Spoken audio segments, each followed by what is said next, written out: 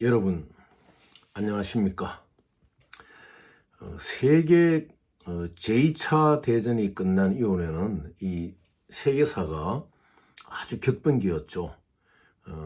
소련과 미국 사이에 눈에 확연히 드러나는 공산주의냐 민주주의냐 하는 그 대결의 장이 국제금융, 국제 경제를 두고 그것이 벌어졌던 것입니다. 결국 1947년 6월 5일 조지 마셜이라는 그 33대 미국 대통령 트루먼이죠. 트루먼의 시대의 그 국무장관이었던 조지 마셜이 1947년 6월 5일 날 하버드 대학에서 연설을 합니다. 연설을 할 때 조지 마셜은 세계 제2차 세계대전 이후 전쟁으로 폐허가 된 서유럽의 우리 그 전쟁의 동맹국들을 중심으로 유럽 자유국가들의 재건과 경제 번영을 위해서 조지 마셜의 어떤 정책을 이야기해요. 그것이 바로 이제 조지 마셜 플랜이었거든요. 그래서 그 이후에 트루먼 독트린이 나오고, 그래서 이거 세계 2차 대전을 끝내고 보니까 독일, 일본, 이태리에 그러한 어떠한 그 전쟁 위기보다도 더 어떤 인류의 번영과 생존이 달린 이제 그 사상 문제가 깊숙이 개입하면서, 유럽 여러분 잘 아시지만 동유럽과 서유럽 나뉘었잖아요. 서유럽은 주로 이제 자유주의 진영 국가들, 동유럽은 폴란드를 위시해가지고 독일도 동서로 나뉘면서 공산주의 진영, 이렇게 이제 냉전의 시도로 이제 들어가게 되지요. 그래서 조지 마셜은 이 하버드 대학 연설에서 유럽의 경제 부흥을 위해서 미국이 이제 막대한 경제 지원을 해야 된다. 결국 이것이 유럽 부흥 계획 ERP라고, ERP, European Recovery Program, ERP라고 그러지.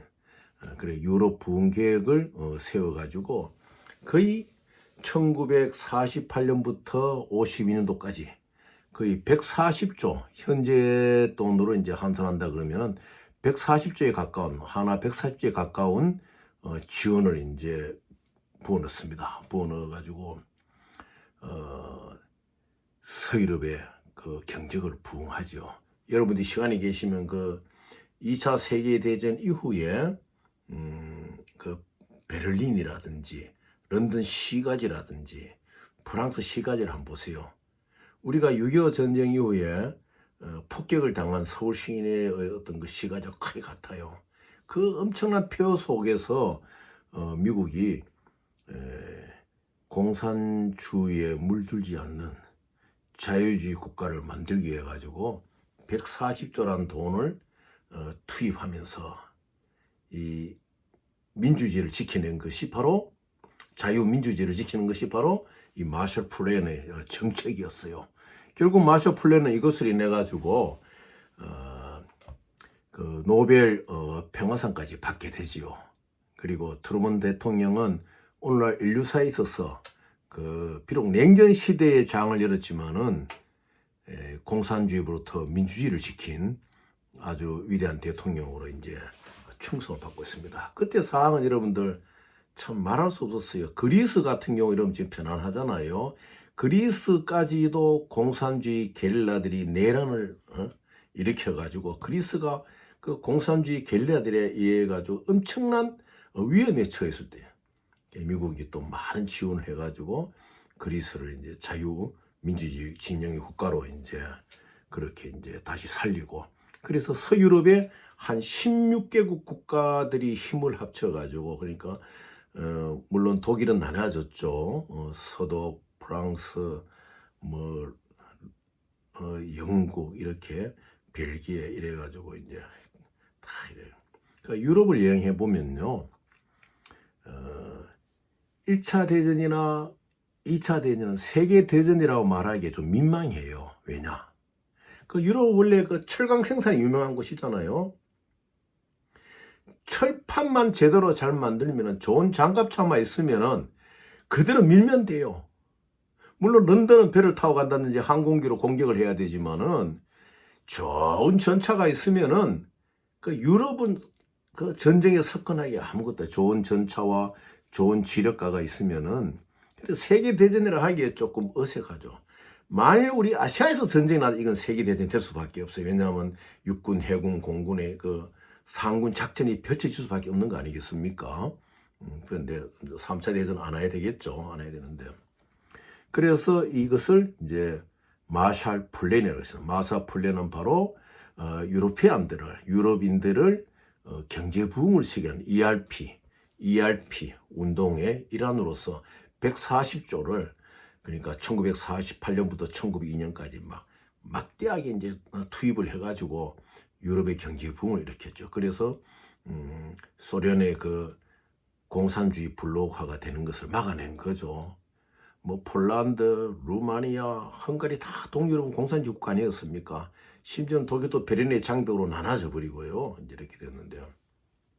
그런데 제가 오늘 왜 이렇게 마샤 플랜을 말씀드린 것 같으면요. 지금 우리나라에 마샬 플랜에 의해 가지고 PPP를 한다. 이래가 막 그 선전문을 돌려요. 그것은 첫째, PPP의 그 법에 위반되는 거거든요. PPP는 절대 솔리테이션을 하면 안 됩니다. 근데 이게 완전 뭐 마샬 플랜 정치라는 팜플렛을 만들고 이 마샬 플랜에 의해서 PPP를 합니다. 그래서 현금이나 뭐 토지나 비트코인이나 여하튼 재화가 되는 건 다 넣어놨어요. 그리고 또 이것을 미국 재무성의 트레이더들이 합니다. 또 그리고 이것은 일주일에 12% 이상을 미국 재무성에서 보장을 해줍니다.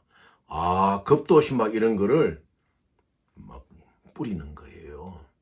그래 참 무식하면 용감하다니 바로 그거예요.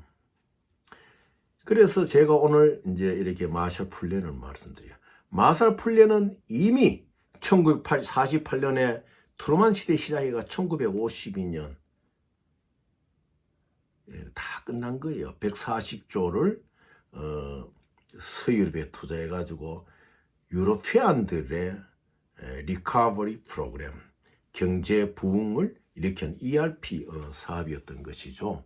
그래서 여러분들 혹시 뭐 마샬 플랜의 전략, 마샬 플랜에 의한 PPP, 미국 재무성이 매주 12.5%를 보장해준다.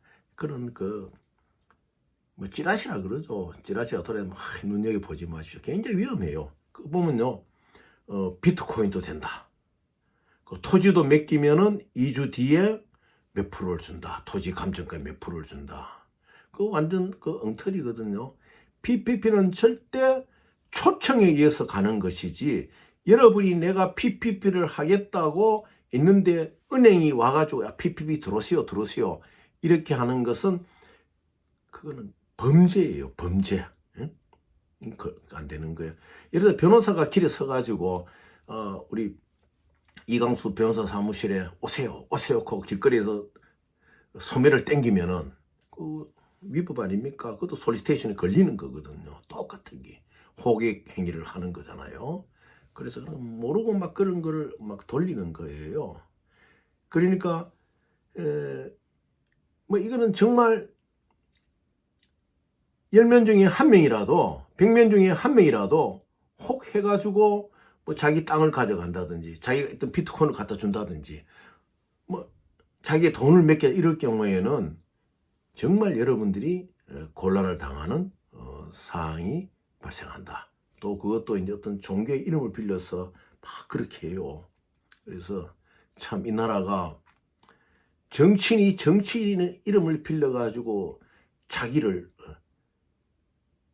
그 수치를 가리기 위해 가지고 막 어떤 조직을 활용하는 거나 또 어떤 특정 종교의 이름, 우리나라에 많은 사람들이 믿는 뭐 양계 종교의 영적인 하나의 이름을 빌려 가지고 내가 마셜 플랜에 의해 가지고 PPP를 들어가게 해주는 트레이드 앞에 있는 사람이 이래가지고 하니까 연말이니까 이렇게 너무나 혼잡해요. 연말 되면 여러분들 지금 뭐 여러 가지 다 어렵습니까? 또 내년 되면은 뭐 기업 같은 데는 그 사업에 썼던 돈에 대한 이자도 굉장히 높아진다는 막 이런 것이 나오죠. 우리 정부가 이게 단안을 내려야 돼요.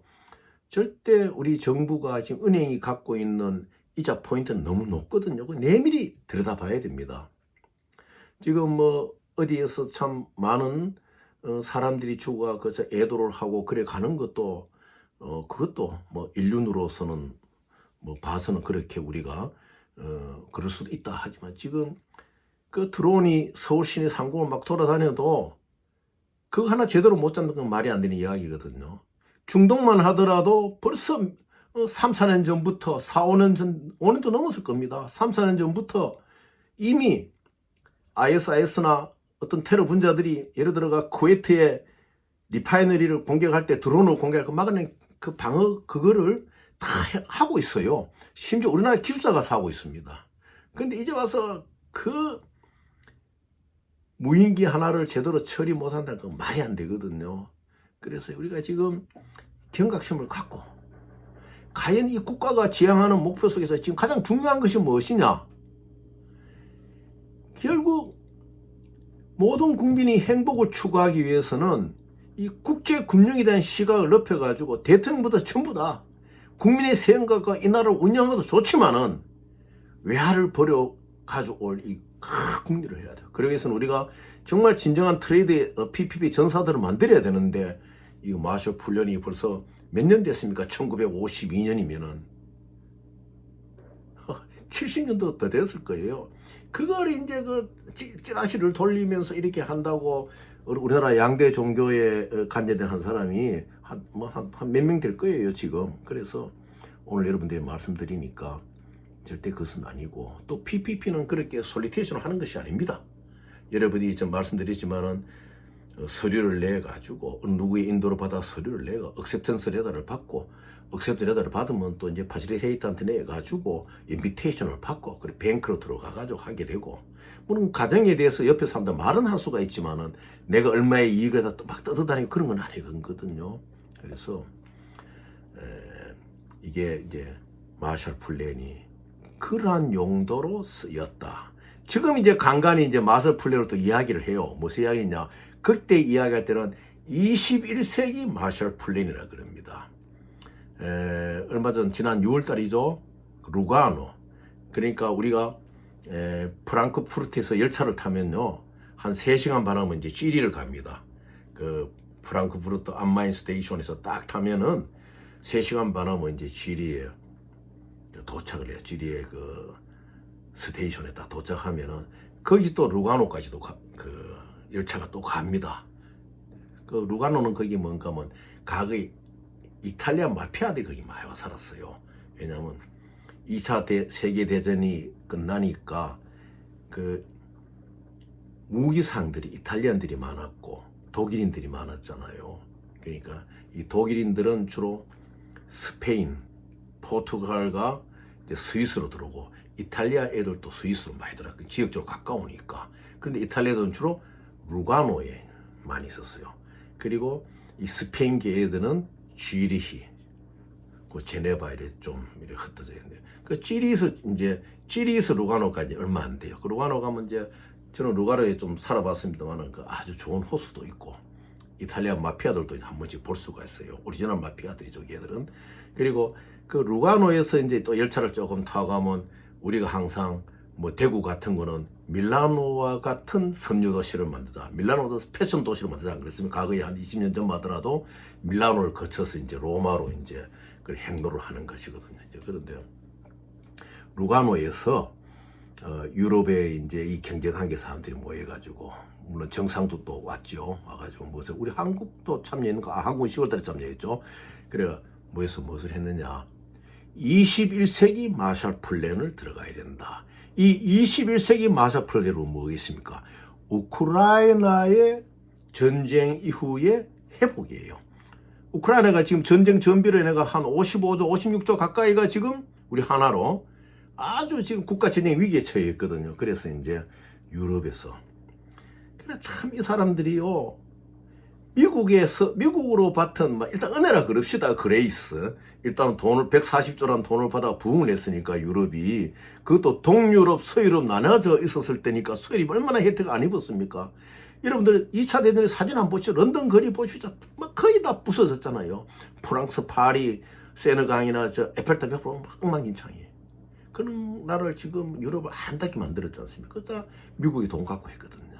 근데 이 유럽인들이 우크라이나를 돕는 이제 그 참나 그거 봤을 때는 그 어떤 그 참 그 사람들이 믿는 종교에 그 무엇이랄까 줄기가 흐르는 거예요. 그래서 이 IMF 뭐 총재 부탁해서 이제 루간에 모여가지고 21세기 마샬 플랜을 짜자. 조지 마샬 그러니까 33대 트루먼 미국 대통령의 국무장관이었던 짜자 뭐냐 우크라이나를 돕자. 그것은 21세기의 마샬 플랜이네요. 그런데 오늘날 이 한국에서 서울에서 PPP 들어갑니다. 이렇게 들어갑니다. 비트코인도 가져오고 뭐 땅도 몇 개도 됩니다. 땅 몇 개면 2주 뒤부터는 땅값이 얼마부터 미리 줍니다. 나싱 페이크예요. 그러니까 여러분들 주의하시고 마샬 플랜을 지금 말하는 것은 21세기의 마샬 PPP 들어가는 마샬 플랜이 아니에요. 우크라이나를 돕는 서유럽 유럽의 사람들이 지금은 유럽이 동유럽이나 서유럽이나 다 전부 다 이제 뭐 폴란드로 바로 우크라이나 옆에 붙어 있으니까 다 전부 다 이제 자유주의 국가가 되어 있지만은 다 유럽 국가입니까? 이 유럽 국가가 우리는 21세기의 마샬 플랜으로 우크라이나를 돕는다. 이렇게 이제 나 그걸 보고 어쨌든 세계가 각박해졌지만은 이 돕는다는 이 단계 속에서는 유럽이 갖고 있는 미국에 대한 어떤 적대시가 많이 사라져가고 있구나. 제가 그걸 볼 수가 있어요. 과거에 제가 런던에 있을 때 런던에서 이제 그 뭐 어떤 조그만 이제 카페 같은데 그 가서 이제 대화를 하다가 그리고 런던에서 한 몇 시간가 좀 떨어져 한국인들이 많이 사는 그 시골이었어요. 그런데 야, 너 미국에 그 리차드 기어를 많이 닮았다. 리차드 유명한 배우 있잖아요. 그러니까 그 카페에서 일하던 남자 정원에 화를 내요. 왜 내가 미국 애들 닮아야 되느냐. 나는 영국이란 자존심을 갖고 있어요. 그런 것이 불과 한 15년 전이란 말입니다. 그런데 이제는 이 시대가 또 바뀌고 있는 거예요.